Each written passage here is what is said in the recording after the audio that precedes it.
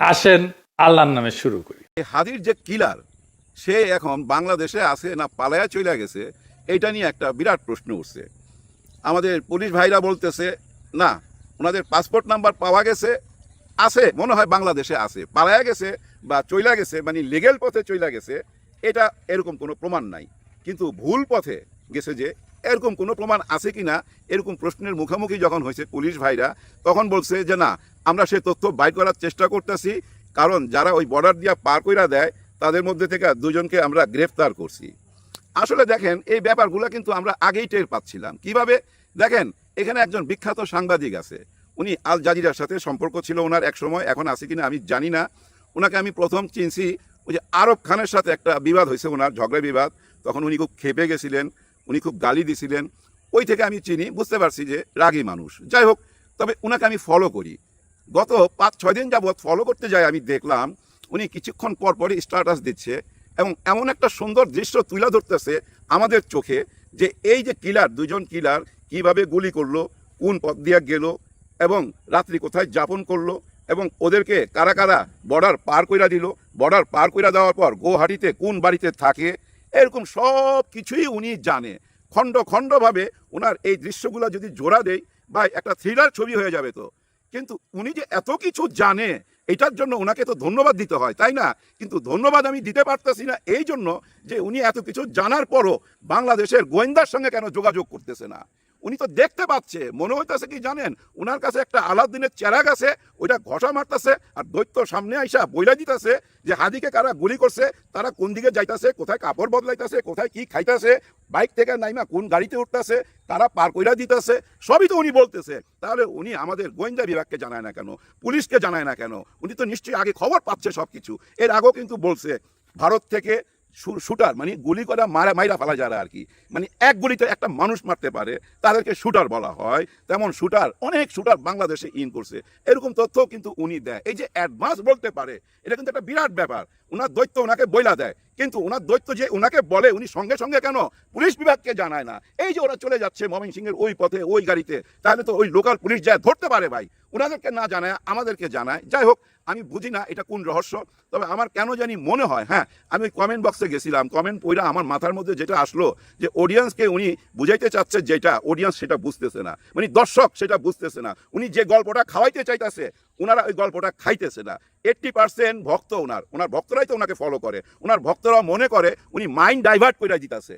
কিলার নিশ্চয়ই দেশে আছে, নিশ্চয়ই আসে ভাই, কারণ এখনো তো অফিসিয়ালি ঘোষণা হয় নাই। তবে এর মধ্যে একটা কথা আছে, যুক্তি আছে আবার। এদিকটা ভাবতে গেলে জুলকার নাইন সাহেবকে ধন্যবাদটা আবার দিতে হয়, যেটা একটু আগে দিতে চাইছিলাম না, ওইটা এখন দিলাম। কারণ দেখেন, বাংলাদেশ সরকার তো ভারতের দূতাবাসকে ডাইকা পাঠাইছে, ওনাদের সঙ্গে আলাপ করছে। কি আলাপ? এখানে কি চা খাওয়ার দাওয়াত দিছে, নাকি ওই যে নির্বাচন কেমনে কেমনে করুম সেগুলোর আলাপ হয়েছে? নিশ্চয়ই না।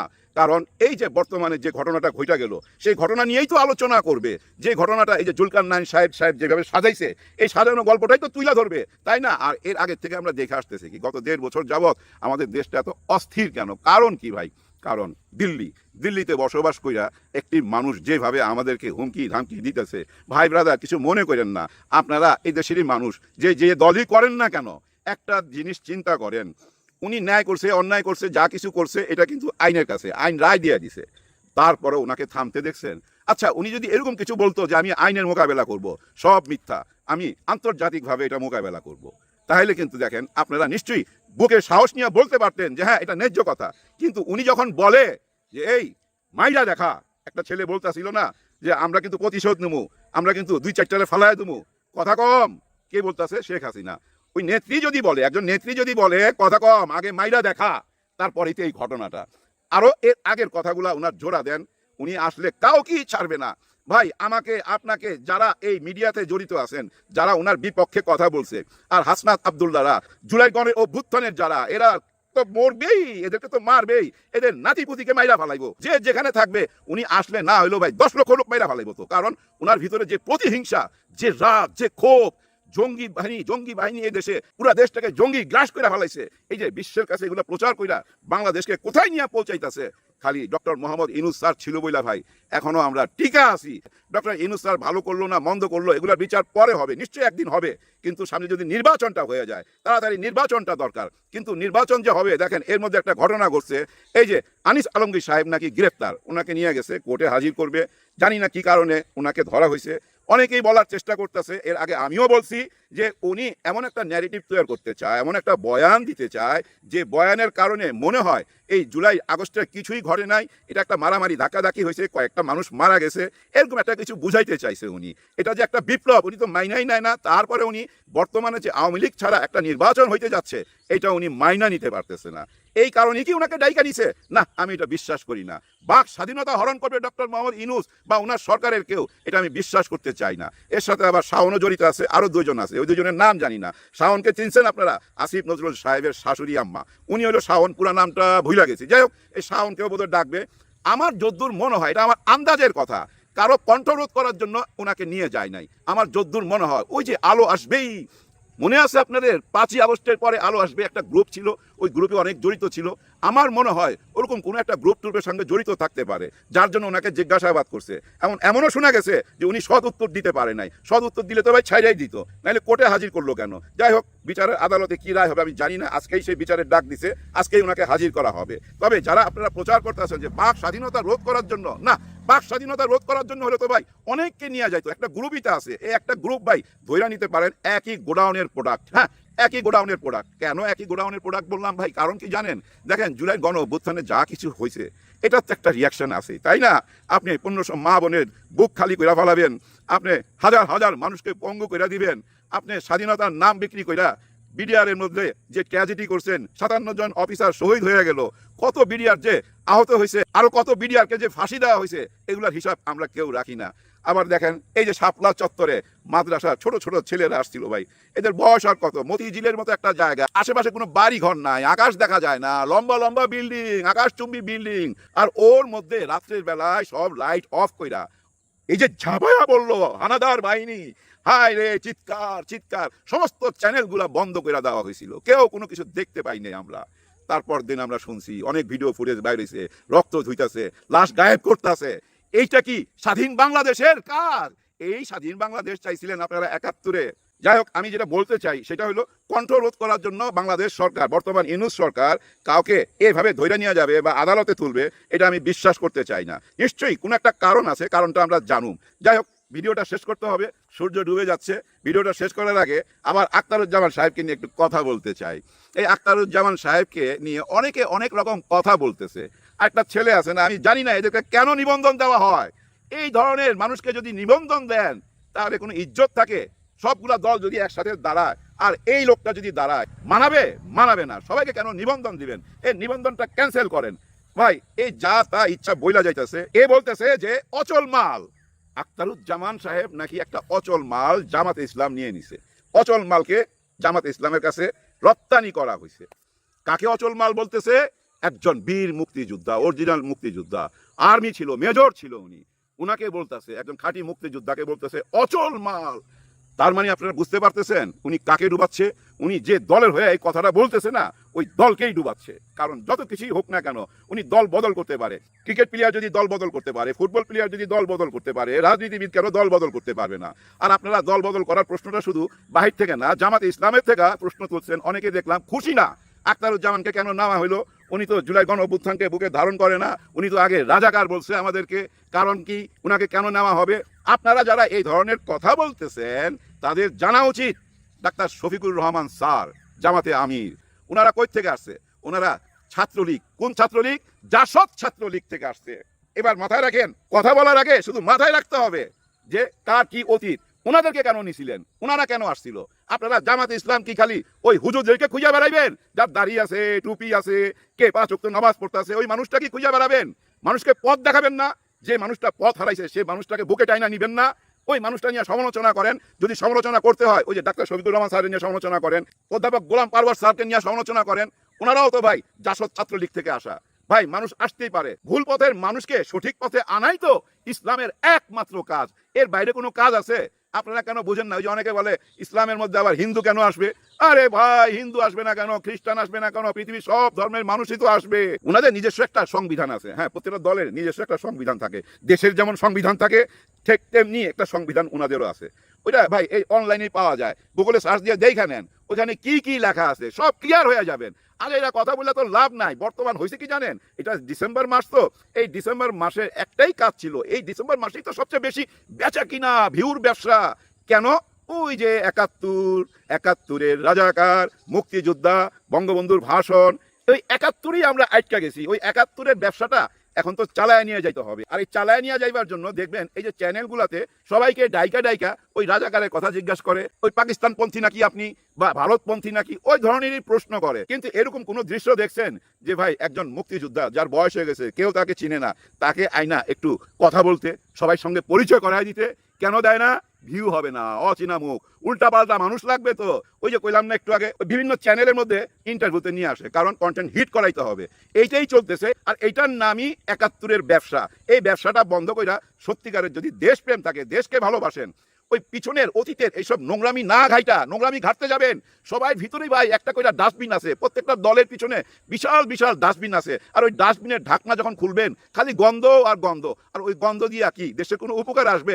নাক বন্ধ করে মানুষ খালি থুতু ফেলবে। বরঞ্চ আসেন বুকে বুক মিলাইয়া দেশটাকে কিভাবে গড়া যায়, আগামী নির্বাচনটা কিভাবে সুন্দরভাবে করা যায়, আপনারা যদি সব এক হয়ে যান ভাই, ওই দিল্লির শক্তি কোনো কিচ্ছু করতে পারবে না, কোনো কিচ্ছু করতে পারবে না। ৫ই আগস্টে কিছু করতে পারছিল, কেন পারে নাই? আপনারা সবাই এক হয়ে গেছিলেন। ঠিক আরেকবার এখন এই দেশটাকে ভালোবাসা, সবার জন্য সবাই দোয়া করবেন। আল্লাহ হাফেজ।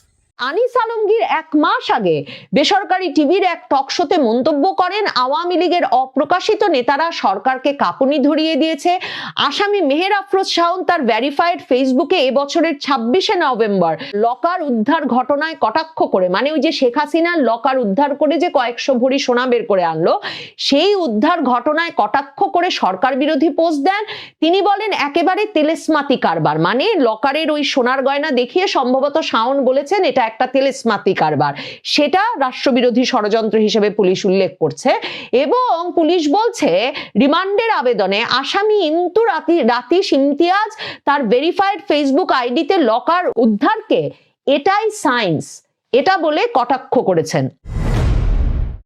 বাংলাদেশের সিনিয়র সাংবাদিক এবং টক শোর পরিচিত মুখ আনিস আলমগীরকে ডিবি কার্যালয়ে রাতভর আটকে রাখবার পর সন্ত্রাস বিরোধী আইনে পুলিশ মামলা দিয়েছে এবং আদালতে গিয়ে তাকে জিজ্ঞাসাবাদের জন্য ৭ দিনের রিমান্ড আবেদন করলে আদালত ৫ দিনের রিমান্ডে পাঠিয়েছেন এই সিনিয়র সাংবাদিককে। এর আগে আনিস আলমগীর এবং অভিনেত্রী শাওন সহ ৪ জনের বিরুদ্ধে থানায় একটা অভিযোগ দায়ের করা হয় সন্ত্রাস বিরোধী আইনে, এবং সেই আইনে করা মামলার প্রেক্ষিতেই আনিস আলমগীরকে গ্রেফতার দেখানো হয় রাতভর তাকে ডিবি কার্যালয়ে আটকে রাখার পর। রোববার সন্ধ্যা ৭:৩০টার দিকে তিনি জিম থেকে ব্যায়াম করে বের হওয়ার পর ধানমন্ডি থেকে সাদা পোশাকে আনিস আলমগীরকে তুলে নিয়ে আসা হয়েছিল ডিবি কার্যালয়ে, এবং সেখান থেকেও তিনি যখন সাংবাদিকদের সঙ্গে এবং সংবাদ মাধ্যমের সঙ্গে ফোনে কিছুক্ষণ কথা বলতে পেরেছেন, ওখানে যাওয়ার কিছুক্ষণ সময় পর্যন্ত, তখন পর্যন্ত তিনি জানিয়েছেন যে ডিবি কার্যালয়ে তাকে নিয়ে আসা হয়েছে কথা বলে যে ডিবি প্রধান তার সঙ্গে কিছু কথা বলতে চান এবং তিনি অপেক্ষা করছেন ডিবি প্রধানের সঙ্গে আলাপ করবার জন্য। এরপর দীর্ঘ সময়, মানে ঘন্টার পর ঘন্টা অতিবাহিত হয় এবং গভীর রাতের দিকে ডিবি প্রধান জানান যে তারা কথা বলছেন এই সিনিয়র সাংবাদিকের সঙ্গে, কিন্তু অনেক প্রশ্নেরই তিনি উত্তর দিতে পারছেন না সন্তোষজনক। কাজেই আপাতত রাতভর সারা রাত ডিবি কার্যালয়েই থাকতে হবে আনিস আলমগীরকে। স্পষ্ট হয়ে উঠছিল যে ওসমান হাদি শুক্রবার গুলিবিদ্ধ হবার পর থেকে এই যে টক শোতে ওসমান হাদি সহ ২০২৪-এর জুলাই আগস্ট আন্দোলনের নেতৃত্ব দানকারী তরুণদেরকে একদল আওয়ামী বয়ান উৎপাদন করে হত্যাযোগ্য করে তুলছেন, এমন একটা অভিযোগ হাজির করা হচ্ছিল আনিস আলমগীর সহ টক শোতে সক্রিয় সবাক একদল ব্যক্তির বিষয়ে। এবং নাম উল্লেখ করে রীতিমতো ফেসবুকে প্রচারণা চলছিল যে কেন তাদের বিরুদ্ধে ব্যবস্থা নেওয়া হচ্ছে না, যেটা মাথায় রেখে মানে এটা যে এক রকমের তুঙ্গে উঠছে সেটা আঁচ করতে পেরেই আনিস আলমগীর ডিবি কার্যালয়ে তাকে নিয়ে যাওয়ার কয়েক ঘন্টা আগে ফেসবুকে স্ট্যাটাস দিয়ে বলেন যে দুজন ইউটিউবার সহ এই যে একটা সামাজিক যোগাযোগ মাধ্যমে রব উঠেছে যে তিনি হাদির মানে তার মানে এক রকমের উদযাপন করতে নেহারি খেয়ে আনন্দ করেছেন, সেটা একটা ভুল পোস্ট। মানে সেই ছবিটা যেটা ছড়িয়ে দেওয়া হয়েছে সেটাই একটা ভুল পোস্ট। তিনি হাদি সম্পর্কে কখনো কিছু বলেন নাই, তিনি হাদিকে ব্যক্তিগতভাবে চেনেন না এবং তিনি হাদি সম্পর্কে কোনোদিন কোনো মন্তব্য করেন নাই। কিন্তু তারপরেও আনিস আলমগীরকে তুলে নিয়ে যাওয়া হয় এবং আজকেও যখন সাদিক কায়েম এর নেতৃত্বে ডাকসু ভিপি সাদিক কায়েমের নেতৃত্বে স্বরাষ্ট্র মন্ত্রণালয় ঘেরাওয়ের দিকে যাওয়া হয় ওসমান হাদির হামলাকারীদের ধরার দাবিতে, তখনও তারা স্লোগান দিয়েছেন যে টকশোর সুশীলেরা হুঁশিয়ার সাবধান, রিফর্ম লীগের দালালেরা হুঁশিয়ার সাবধান। কারণ আনিস আলমগীরদের বিষয়ে মূল অভিযোগটাই হচ্ছে এদের যে 2024 জুলাই আগস্টের আন্দোলনে নেতৃত্ব দানকারী তরুণদের মূল অভিযোগটাই হচ্ছে যে তারা আওয়ামী লীগকে রাজনীতিতে ফিরিয়ে আনতে এক রকমের বয়ান উৎপাদন করছেন। প্রথম আলোতে এই খবরটি দিচ্ছে যে আনিস আলমগীরকে যখন আজকে আদালতে তোলা হয়েছিল বিকাল 5:30টায়, তখন আনিস আলমগীর রিমান্ড শুনানিতে আদালতকে বলেন, আমাকে যারা নির্দিষ্ট দলের গোলাম বানাতে চায় এটা তাদের সমস্যা। এবং আনিস আলমগীর বলেন, মাননীয় আদালত, আমি সাংবাদিক, আমি ক্ষমতাকে প্রশ্ন করি, 2 যুগ ধরে আমি এটা করে এসেছি। আমার জব মানে আমার কাজ কারো কাছে নতজানু হওয়া নয়। আমাকে যারা নির্দিষ্ট দলের গোলাম বানাতে চায় এটা তাদের সমস্যা। আমার ফেসবুকে সব বক্তব্য দেই, এখানে অপ্রকাশিত নেই কোনো কিছু। আমি ইউনূসের বাড়ি আক্রমণের কথা বলেছি, কিন্তু কোন কারণে বলেছি? 32-এ আক্রমণ, এটা প্রতিহিংসার রাজনীতি, এটা ফিরে আসবে সেটা বলেছি। জুলাইয়ের স্পিরিট কিভাবে বাড়বে আমরা সেটা বলেছি। এখানে আমার ভুল কি হয়েছে আমি জানি না, আমার সঙ্গে কারো যোগসূত্র নেই। ডক্টর ইউনূস যদি চায় সারা বাংলাদেশকে কারাগার বানাতে পারে। এই রকম একটা কড়া বক্তব্য তিনি খোলা আদালতে দিয়েছেন এবং সাংবাদিকদের সূত্রে সে কথা বেরিয়ে এসেছে বটে, কিন্তু আদালত কিন্তু তার 5 দিনের রিমান্ড মঞ্জুর করেছে এবং সন্ত্রাস বিরোধী আইনের মতো একটা শক্ত আইনে, যে আইনে এর আগেও মানে গত কয়েক মাস ধরে এই প্রবণতা দেখা যাচ্ছে যে বিশ্ববিদ্যালয় শিক্ষক, সাংবাদিক, মুক্তিযোদ্ধা বিভিন্ন জনকে, সাবেক সচিব বিভিন্ন জন তারা টকশোতে কথা বলেন, তারা তাদের মতামত প্রকাশ করছেন। এ কারণে বিভিন্নভাবে বিভিন্ন জায়গা থেকে তাদেরকে তুলে এনে এই সন্ত্রাস বিরোধী আইনে মামলা দেওয়ার ঘটনা ঘটেছে। এর আগে সাংবাদিক মঞ্জুরুল আলম পান্না জেল খেটে এসেছেন, ঢাকা বিশ্ববিদ্যালয়ের শিক্ষক হাফিজুর রহমান কার্জন জেল খেটেছেন এবং মঞ্চ 71-এর সভায় যোগ দেওয়ার সূত্রে এখনো জেলে আছেন সন্ত্রাস বিরোধী আইনে সাবেক সচিব আবু আলম শহীদ খান, যিনিও কিনা টকশোতে অত্যন্ত সবাক ছিলেন।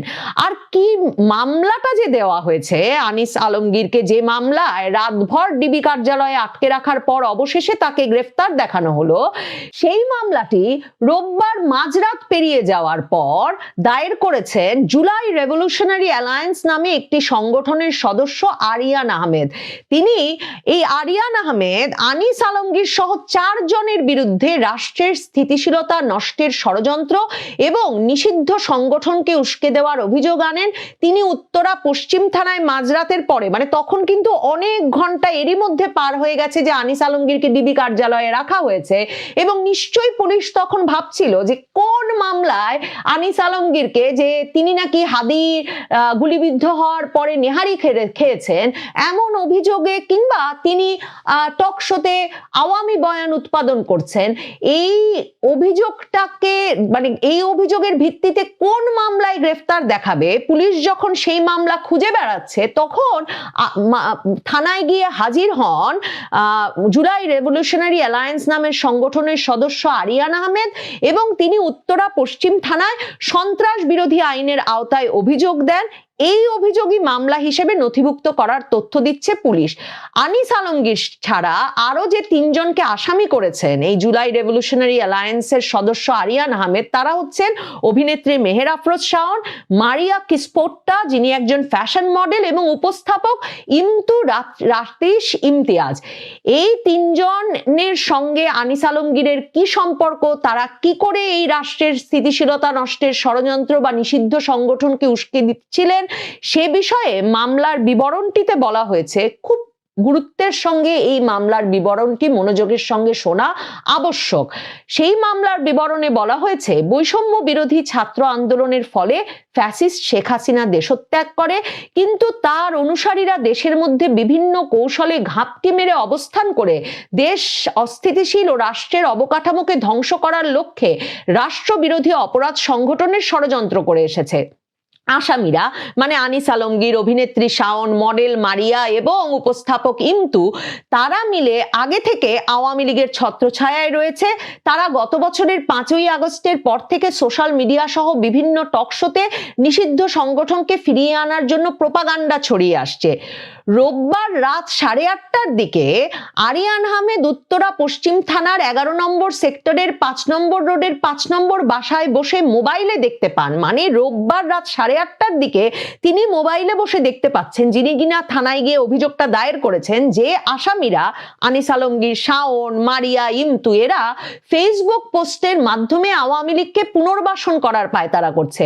তাদের বিভিন্ন পোস্টের ফলে নিষিদ্ধ সংগঠন ছাত্রলীগ ও যুবলীগের কর্মীরা অনুপ্রাণিত হয়ে রাষ্ট্রকে অস্থিতিশীল ও রাষ্ট্রের অবকাঠামোকে ধ্বংস করার লক্ষ্যে রাষ্ট্রবিরোধী অপরাধ সংগঠনের ষড়যন্ত্রের ও সন্ত্রাসী কর্মকাণ্ড করে আসছে। এই হচ্ছে মামলার বিবরণ। এবং এই মামলার ভিত্তিতে আনিস আলমগীরকে গ্রেফতার দেখানোর পর যে রিমান্ড চেয়ে আবেদন করে পুলিশ, উত্তরা পশ্চিম থানার ইন্সপেক্টর মুনিরুজ্জামান 7 দিনের রিমান্ড চেয়ে যখন তিনি আবেদন করেন, তখন তিনি বলেন ওই আবেদনে যে আনিস আলমগীর 1 মাস আগে বেসরকারি টিভির এক টকশোতে মন্তব্য করেন, আওয়ামী লীগের অপ্রকাশিত নেতারা সরকারকে কাঁপুনি ধরিয়ে দিয়েছে।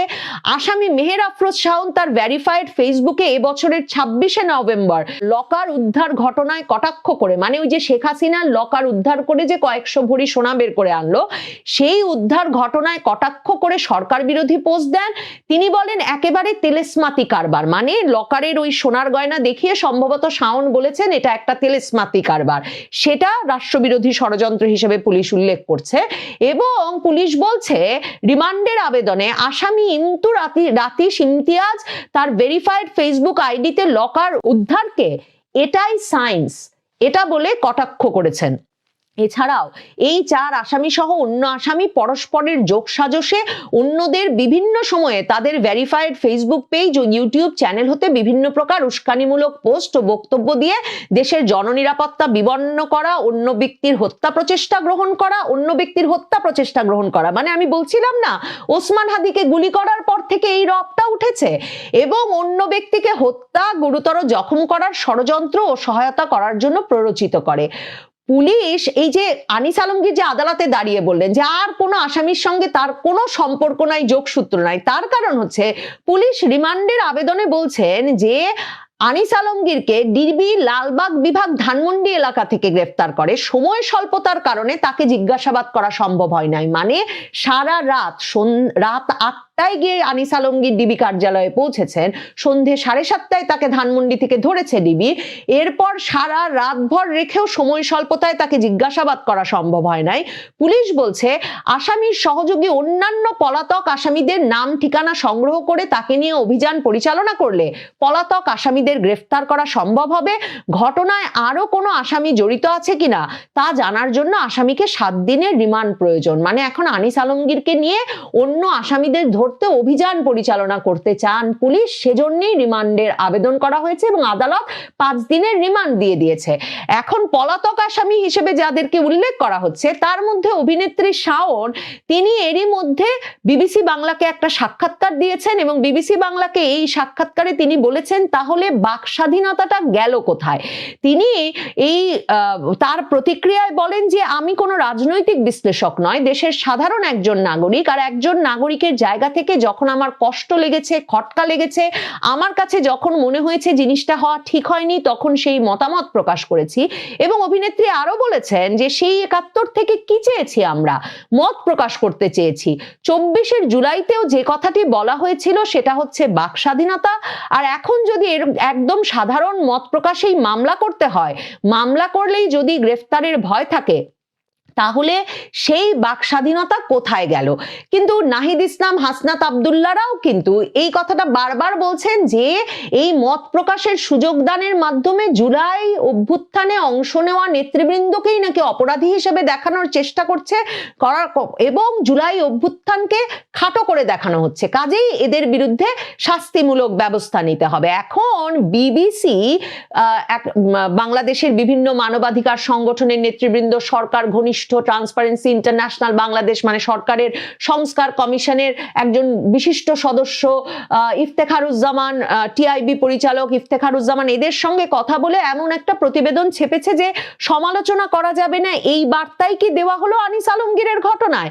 সাংবাদিকরা তো মতামত প্রকাশ করেন, মানে আনিস আলমগীরের মতো বলে বসেন যে 32 ভাঙা হয়েছে, একদিন ডক্টর ইউনূসের বাড়ি ভাঙা হবে, মানে প্রতিশোধের রাজনীতি চলবে, কিংবা তারা অন্তর্ভুক্তিমূলক রাজনীতি এবং নির্বাচনের কথা বলে হয়তো চক্ষুশূল হয়েছেন।